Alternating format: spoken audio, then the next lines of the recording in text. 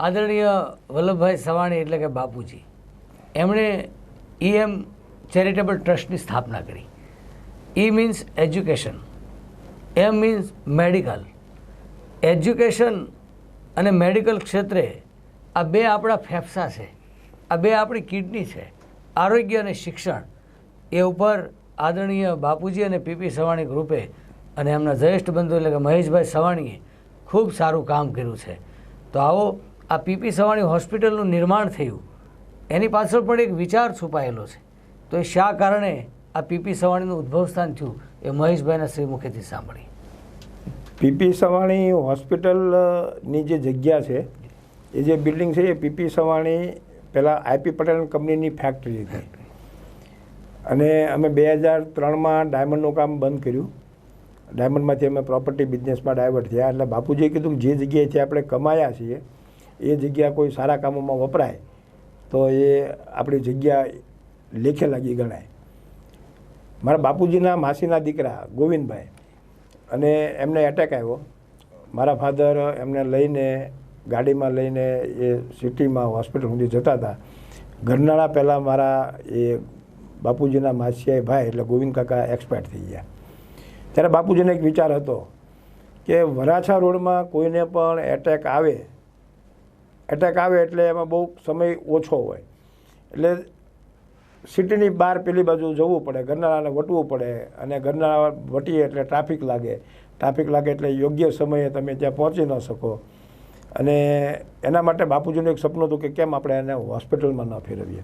એટલે PP સવાણી જે IP Patel and કંપનીની ફેક્ટરી હતી એને PP સવાણી હોસ્પિટલમાં ફેરવી અને તે સમયે કાર્ડિયક ડિપાર્ટમેન્ટ એટલે એટેકના દર્દીઓ માટે આ પહેલાં શરૂઆત થઈ.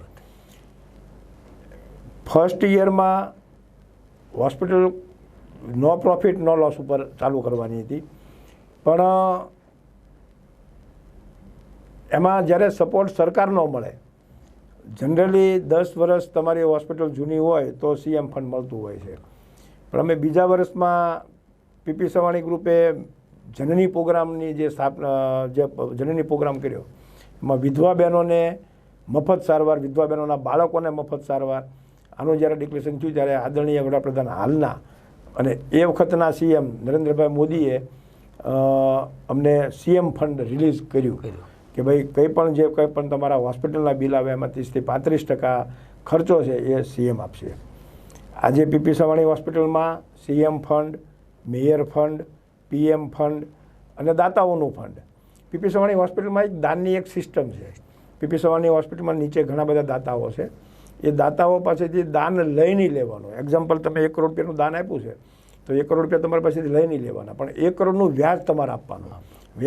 અમે પૈસા લઈએ, PP સવાણી હોસ્પિટલ પૈસા લે અને પછી એ બેંકમાં મૂકે તો 6% કે 7% એનું વળતર મળે, પણ એ વ્યાજ જે તે દાતાઓ પાસે જ રહે અને એ એમનું 12% વળતર આપે અને એ 12%ના બોન્ડ બનાવવામાં આવે. એ બોન્ડ જે તે દાતાઓ પાસે રહે.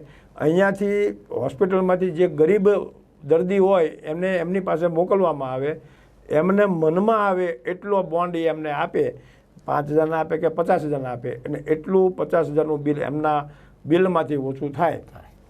એટલે જનરલી આમ જુઓ તો બાયપાસ કાર્ડિયાકમાં કદાચ 1 કે 1.25 લાખનું બિલ આવતું હોય તેમાં 25,000 થી 35,000 રૂપિયા જ દર્દીને દેવા પડતા હોય છે. બાકી CM ફંડ, PM ફંડ, પણ એમની સાથે સાથે જરૂરી છે લોકોને જાગૃત થવાની. આજે માં અમૃતમ કાર્ડ છે, વાત્સલ્ય કાર્ડ છે, એ જ્યારે તરસ લાગે ત્યારે કૂવો ખોદવા બેસે અને ત્યારે જ ગોતવા બેસતા હોય છે. બાકી આ સિસ્ટમમાં સરકારની જે સિસ્ટમ છે, સરકારે જે ફેસિલિટીઝ આપી છે, માં અમૃતમ કાર્ડ, વાત્સલ્ય કાર્ડ, આ બધા કાર્ડ હોય તો એ બધા ઓપરેશનો તમારે એમાંથી ખૂબ જ બેનિફિટ સ્વરૂપે મળી રહેશે.